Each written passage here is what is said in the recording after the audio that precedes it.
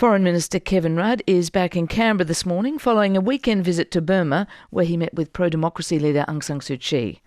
After this week's session of Parliament, he'll head to Jakarta, where he'll spearhead the Prime Minister's so-called Team Australia approach to ending the ban on live cattle exports to Indonesia. Kevin Rudd is in our Parliament House studio. Minister, good morning. Good morning, Fran. You lunched with Aung San Suu Kyi in Rangoon over the weekend. How's her mood and how much political freedom does she have in terms of movement and speech? Well, she's in very high spirits. She's a strong and determined woman. As I said over the weekend, also with a remarkable sense of humour given what she's been through in recent years. She's focused on the future democratic transformation of her country. Within Yangon, or Rangoon, the capital of the country, she gets around quite a lot. She's fully engaged with locals and with international NGOs, etc. Elsewhere in the country will be the test. If she follows through with her plan to campaign elsewhere within Burma, then this would be breaking new ground. And as I said yesterday, I think the Burmese government has a fundamental responsibility to guarantee her security if she proceeds with that plan. And she's planning to proceed from your talks with her? Well, I don't want to describe the position of the National League for Democracy or of Aung San Suu Kyi. That's for them to decide. But she was fairly plain that that's what her intentions were. On the timing of it, that's entirely a matter for the NLD. It's still a very difficult operating environment. And, of course, Aung San Suu Kyi is one democratic political leader, an exceptionally important one, central to the future of democratic processes in that country. There are other democratic leaders as well, and we have 2,000 political prisoners still in jail in Burma, and we have made it very plain, directly and bluntly to the President of Burma that the first and next and necessary step of the Burmese government is to release those prisoners. We'll move on, Foreign Minister. There's a lot of issues for a Foreign Minister this morning, Kevin Rudd. Thailand went to the polls yesterday, electing their first female Prime Minister ever, and the first election since the Red Shirts' anti-government protests last year. Will this result be good for Thailand? Can it be a unifying vote in your view? Well, firstly, we should congratulate Prime Minister Abhisit, the outgoing Prime Minister of Thailand, and his Democracy Party for having the courage to call an early election to take Thailand forward. Given the period of enormous political instability which has occurred in recent times in that country, Thailand is a country of huge significance to Australia, major trading partner, major security partner within the region. Of course, we in the Australian government would congratulate the Prime Minister-elect. We would also congratulate her political party, the Per Thai Party, for its success in obtaining, it seems, 255 seats out of the 500 in the Thai Parliament. As for the future, this is going to be very much a step-by-step process. Of course, the complication arrives with the Prime Minister-elect's brother, Thaksin Shinawatra, who remains in exile, given his previous conviction under Thai law of corruption. And that will be an important factor to watch in the future. But let us support the peaceful conduct of these elections, support the peaceful, apparently peaceful transition to power, the gracious nature of Prime Minister Abhisit's concession speech yesterday, and let us support the Thais through what will be some challenging times ahead. Minister, can I go to the live cattle export ban to Indonesia now? The impasse on the cattle trade is dragged into its fourth week. You're going to Jakarta at the end of this week. Where are deliberations at? I spoke at length with our ambassador Moriarty in Jakarta last night as I've been speaking with him, or the embassy, during the course of the week, and I had the opportunity during the last week of meeting quite extensively with Foreign Minister Marty Natalegawa of Indonesia, as we were both attending the same conference of the Organisation of the Islamic Conference. This is a complex set of negotiations, and we're moving through them methodically through the Agriculture Minister, Joe Ludwig, the Trade Minister, Craig Emerson, and myself dealing with my own counterparts. Plainly, the issues at stake are these, Fran. One, the implementation of agreed international standards consistent with OIE standards which guarantee animal welfare in Indonesia. Two, it goes to the certification of individual supply chains within Indonesia based on those standards. so that we're confident that animal welfare is being guaranteed, and this would provide a basis for the early return of the Australian export industry. Of course, this is a $500 million industry for Australia. Many Australian farmers are hurting. Many Indonesian consumers are hurting because of the impact of beef prices within that country. And you're right to say this is a Team Australia effort. We three ministers are working very closely with our counterparts in Jakarta, and I'll continue that process in Jakarta when I get there on Friday. Team Australia now, but are you happy with the way this has been handled, and should you have been more on the front line of this, given that Indonesia is one of our closest and most important neighbours? The suggestion that you weren't as involved as perhaps you should have been or could have been. Well, this is a government decision, and my job within the government is to make sure that we can give proper effect to government decisions when they impact on our international partners. Indonesia is one of our most important partners, both in foreign policy, security policy, but also economic policy terms.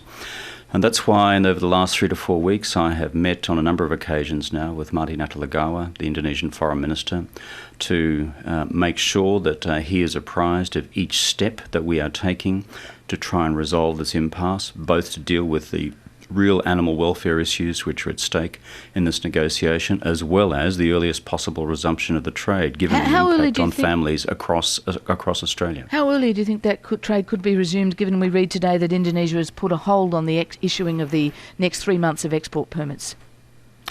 Well, I spoke to Ambassador Moriarty about this last night, given the fact that he is our point man in Indonesia. He's a very good Indonesianist.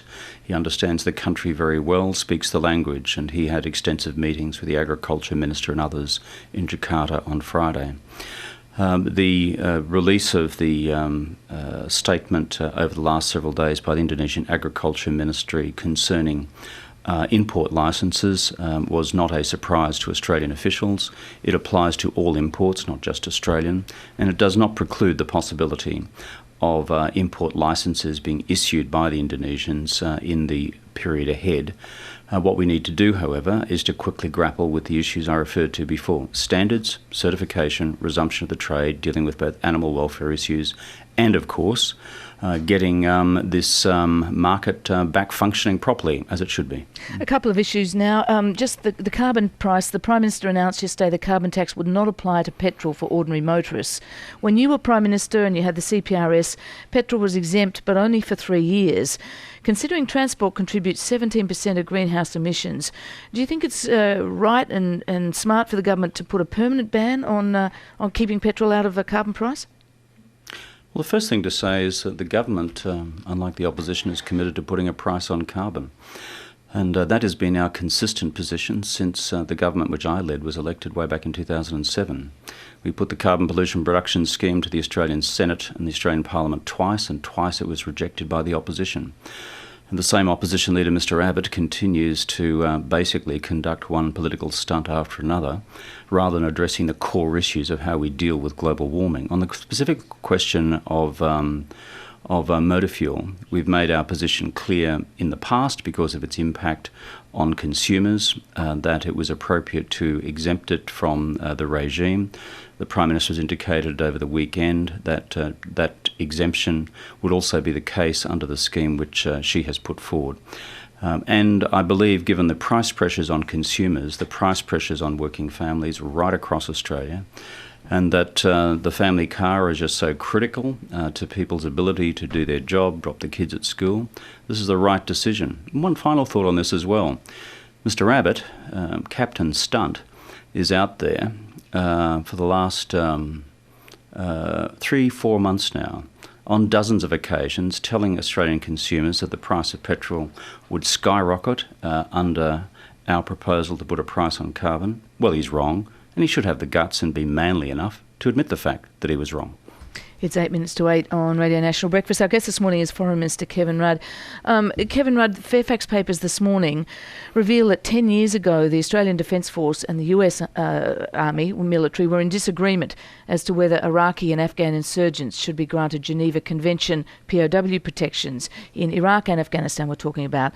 Australia thought yes, George Bush had a different description of them. But these differences were papered over by something referred to as the Afghan model, where Australians, basically, if our soldiers did pick up prisoners of war, they were deemed to be captured by Americans. Do you have a view on this, especially since there are reports in the paper suggesting that at least one prisoner, apparently apprehended by our SAS soldiers, was then beaten to death, basically, the allegation goes, by British troops when we handed the prisoner over? Was this in Iraq or Afghanistan, Fran? This was an Iranian detainee, presumably in Afghanistan, I think, yes. Well, I'm uncertain of the surrounding circumstances, so I won't comment on the individual case. On the general principle, you might recall way back in the dim distant past when the decision was taken to invade Iraq, a decision which we, the Labor Party, opposed at the time, that once the Howard government made that decision to invade Iraq, together with the Americans and together with the Brits, that one of the first calls we made was for the proper application of the relevant Geneva Conventions, one of which deals with the proper protection of prisoners. That was consistently our position on the record then. And as, of course, we all know, we had the subsequent appalling set of circumstances concerning the Abu Ghraib prison. The reason why we also said Australia had a responsibility at the time for this was that for that initial period in Iraq, we also had under international law the status of Australia being an occupying power, together with the US and the UK. And therefore, under the Geneva Conventions, we had direct responsibility for the well-being not just of the civilian population, but also the well-being of any prisoners who were captured. So on the details of the circumstances described in this morning's press, I will not comment. They're the principles, however, which applied, and I remember very clearly Prime Minister Howard at the time ducking and weaving around any such question put to him by me and others in the then opposition about Australia's legal responsibilities once we'd taken the extraordinary decision to invade that country. And just finally, Minister, on the awarding of the Australian network contract, that's the government-funded overseas television service. Why has the decision been delayed, the tender process extended? Is the government reluctant to give it to Sky TV, to give it to part Rupert Murdoch-owned Sky TV?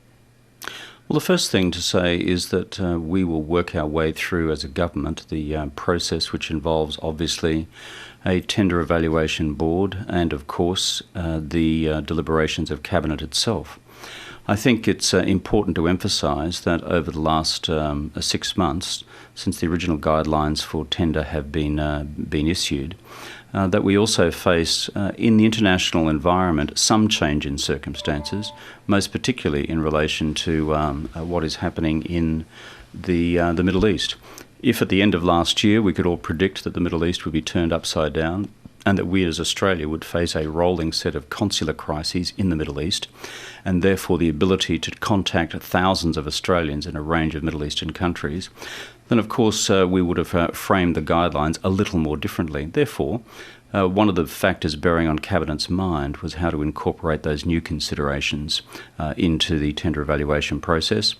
And given that that Cabinet collectively has a deep interest in the future of this service, which is fundamental to Australia's whole range of international interests, not just our foreign policy interests, then of course it's appropriate for Cabinet to deliberate. Why is it appropriate then for the decision not to rest with you and your department as is usual in terms of the Australian network? It's now shifted, as I understand it, to the Communications Department and the Minister Stephen Conroy.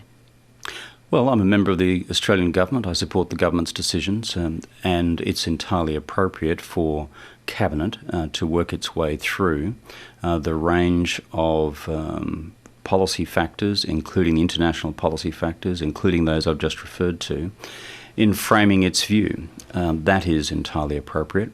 And of course, as we know historically, the Communications Minister has a range of responsibilities in this area, and therefore it is appropriate for him, as it is for other ministers of the government, including the Finance Minister and others, to ultimately be the decision maker on this. But ultimately, what's important here is for Cabinet to deliberate. This is an important service for Australia. It's important that we get it right. It's important that we get our messages of who contemporary Australia is out to the region, including the Middle East, where we have massive political, security, economic and consular interests with so many Australians living in the area, that we get this decision right. So if it takes a little longer, it takes wider Cabinet deliberation, well and good. Kevin Rudd, thank you very much for joining us on Breakfast. Thanks very much for having me on the program, Fran. Foreign Minister Kevin Rudd in our Parliament House studios. It's coming up towards 8 o'clock.